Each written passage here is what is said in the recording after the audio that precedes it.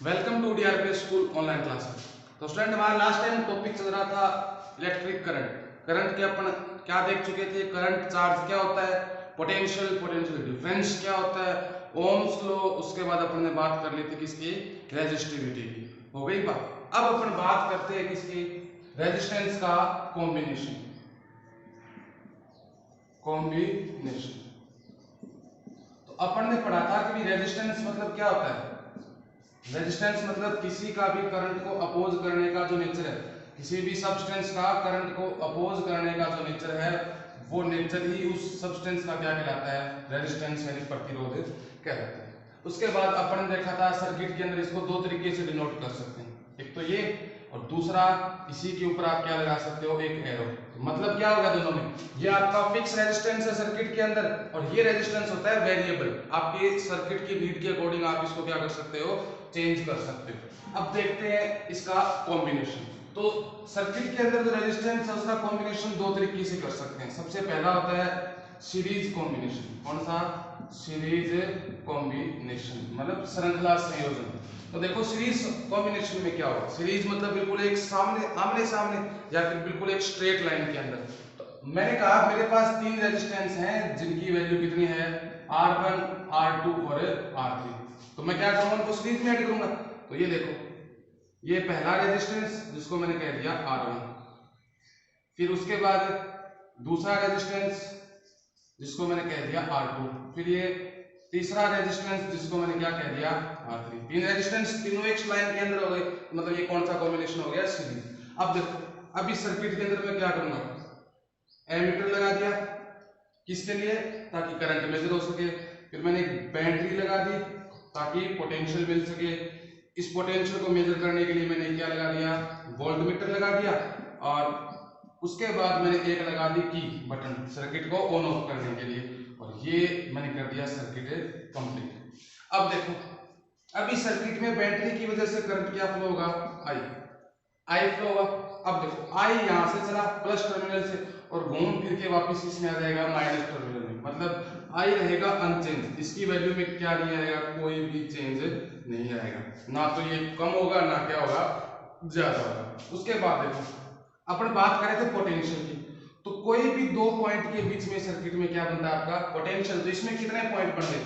तीन रेजिस्टेंस है, मतलब तीन जॉइंट बन गए। तो तीनों जॉइंट क्या हो जाएगा? अलग अलग पोटेंशियल। पहले का V1, ऐसे ही दूसरे का V2, और ये तीसरे का कितना बन गया? V3। तीन तरीके के क्या हो गए? पोटेंशियल हो गए। अब देखो स्टूडेंट, अपन ने पढ़ा था ओम्स लॉ से क्या? V is equal to I R. V is equal to I R. कि टोटल सर्किट का जो पोटेंशियल है वो आई आर के इक्वल होना चाहिए। तो मैं क्या करूं? टोटल सर्किट का है तो मैं लगा दूं V इक्विवेलेंट। इक्विवेलेंट मतलब टोटल पूरे सर्किट का, और वो किसके बराबर होगा? I R equivalent. Total I मतलब करंट। तो करंट तो अनचेंज है, तो इक्विवेलेंट या बिना इक्विवेलेंट को फर्क नहीं पड़ेगा। और आर क्या हो गया? इक्विवेलेंट हो गया। अब अगर मैं पहले रेजिस्टेंस का निकालने जा रहा हूं R1 का, तो इसका पोटेंशियल कितना है? V1 है। वो कितना आएगा? I। इसमें करंट है, करंट तो कोई चेंज नहीं हुआ, बस रेजिस्टेंस कितना हो गया? R1। दूसरे का V2 बराबर क्या हो जाएगा? IR2। और तीसरे का कितना हो जाएगा? V3 बराबर IR3।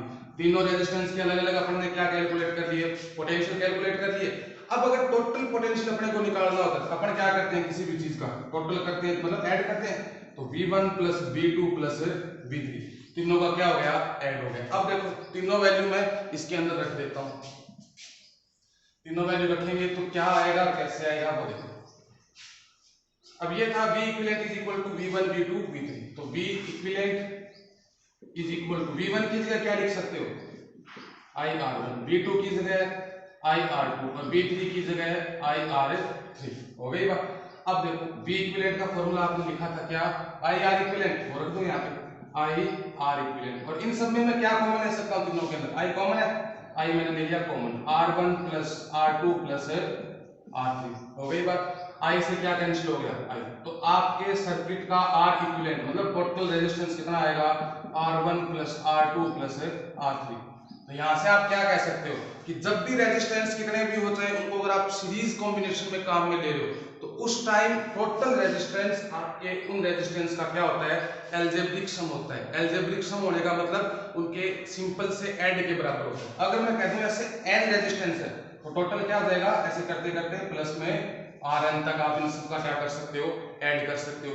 या फिर एक छोटी सी बेसिक सी चीज, अगर मैं कहूँ आपके पास R रेजिस्टेंस के, ये R1 R2 अलग अलग माने थे, मैंने कहूँ सबका रेजिस्टेंस कितना है, R है, और R रेजिस्टेंस के मेरे पास N रेजिस्टेंस है, जिसका रेजिस्टेंस R है ऐसे मेरे पास N रेजिस्टेंस है, पहला दूसरा तीसरा चौथा ऐसे करके N है, सबका कितना है, R है। तो उस टाइम जो R इक्विवेलेंट आएगा वो कितना आएगा, सिंपल सा N इंटू R, मतलब एक का जितना है उसको जितने हैं उतने से क्या कर दो, गुणा कर दो, मल्टीप्लाई कर दो। तो यहाँ से अपन ने क्या देखा कि जब भी अपन सीरीज कॉम्बिनेशन करेंगे तो हमारा जो इक्विवेलेंट रेजिस्टेंस है वो कम हो रहा है या ज्यादा हो रहा है, वो हो जाएगा हमेशा एडवांस में, मतलब हाई हो जाएगा।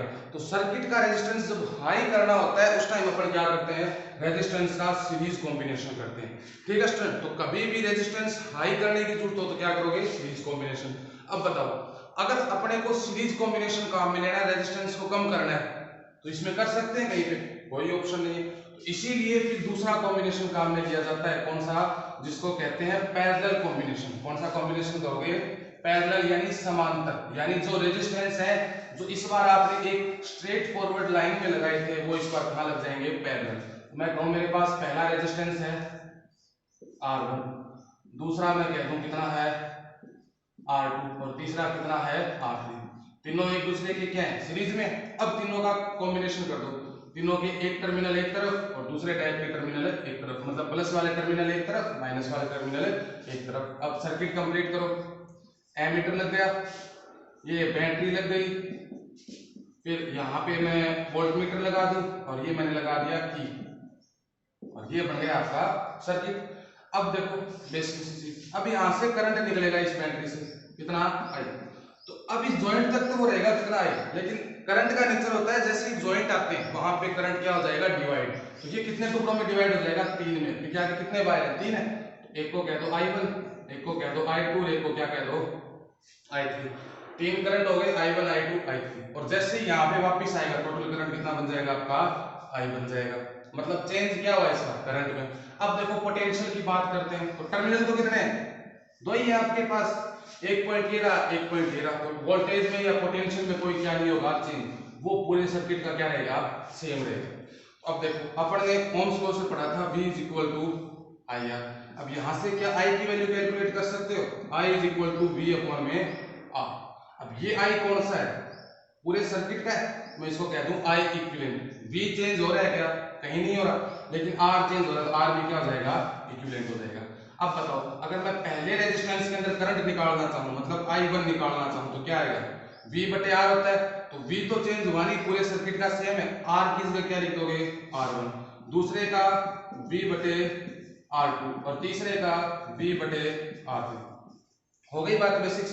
अब अगर टोटल निकालना है तो तीनों का क्या करना होता है, सम। तो I इक्विवेलेंट बराबर तीनों का सम कर दो, ऐड कर दो, V/R1 V/R2 और V/R3। यहां तक पहुंच गए। अब बताओ I की वैल्यू कितनी है, V V/R इक्विवेलेंट, और आगे क्या रहेगा, अब इन सब में क्या कॉमन ले सकते हो, V कॉमन ले सकते हो, मैंने V बाहर कॉमन ले लिया, अंदर क्या बचा 1/R1 + 1/R2 + 1/R3। हो गई बात। अब V से क्या कैंसिल हो गया, V, तो 1/R इक्विवेलेंट किसके बराबर आया, 1/R1 + 1/R2 1/R3। तो जब भी आप सीरीज कॉम्बिनेशन कर रहे थे अलजेब्रिक सम आ रहा था, और पैरेलल कॉम्बिनेशन में क्या आ रहा है, रेसिप्रोकल सम, मतलब उनका रेसिप्रोकल करके आपको क्या करना है, ऐड करना है। अब इसमें एक चीज ध्यान रखना, अब इस फॉर्मूले से जो भी रेजिस्टेंस आएगी ना, मान लो किसी की वैल्यू आ गई 5/2, ये वैल्यू आ गई, अब आपको ये ध्यान रखना है ये जो वैल्यू आएगी वो 1/R इक्विवेलेंट की है, मतलब टोटल रेजिस्टेंस अभी तक नहीं है।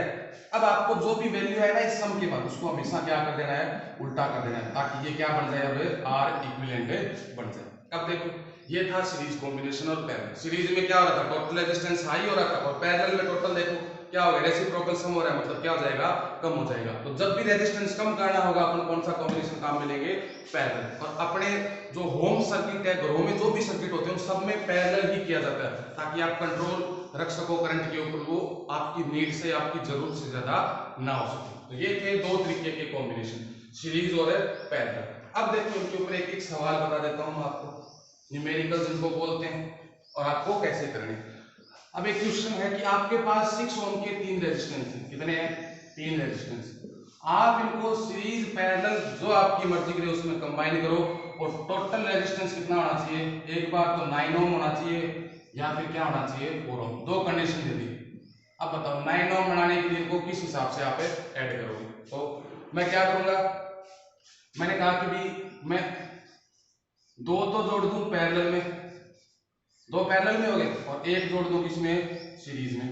तो ये दोनों तो पैरेलल में और ये एक इनके किस में आ गया? सीरीज में आ गया। सबकी इक्वल है 6 ओम और ये भी कितना? 6 ओम।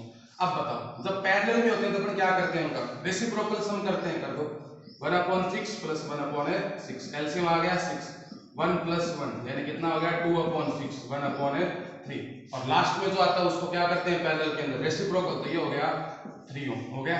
अब ये जो 3 ओम है इसका टोटल कितना हो गया? 3 ओम। अब ये जो 3 ओम है और ये 6 ओम है, ये दोनों किसमें? सीरीज में। तो 6 + 3 ओम कितने हो गए? 9 ओम। आपकी कौन सी कंडीशन सेटिस्फाई हो गई? पहली कंडीशन सेटिस्फाई हो गई। उसके बाद दूसरी, आपको 4 ओम बनाने, तो मैं क्या करूं? तीनों को पैरेलल में अगर जोड़ दूं, तीनों को पैरेलल में, या फिर दो सीरीज में जोड़ दो, एक पैरेलल में जोड़ दो। जोड़ दिया। अब देखो तीनों का 6 ओम है, अब ये दोनों सीरीज में, तो टोटल कितना हो गया? 12 ओम। सीधा एल्जेब्रिक सम करना है, 6 और 6 कितने हो गए? 12 ओम। अब ये जो 12 ओम और 6 ओम है ये किसमें? पैरेलल में। तो क्या करोगे? रेसिप्रोकल सम 1/12 1/6, एलसीएम कितना आ गया? 12, 1 और यहाँ पे 2 टाइम है। अब 2 + 1 3/12 कितना आ गया? 1/4। और जो पैरेलल में आते हैं उसका क्या करते हैं? उल्टा। तो ये क्या आ गया? सीधा सा 4 ओम। तो इस हिसाब से आपको रेजिस्टेंस का अपना क्या करना है? कॉम्बिनेशन करना है और उनके ऊपर बेस्ड आपको न्यूमेरिकल करने हैं। Thank you.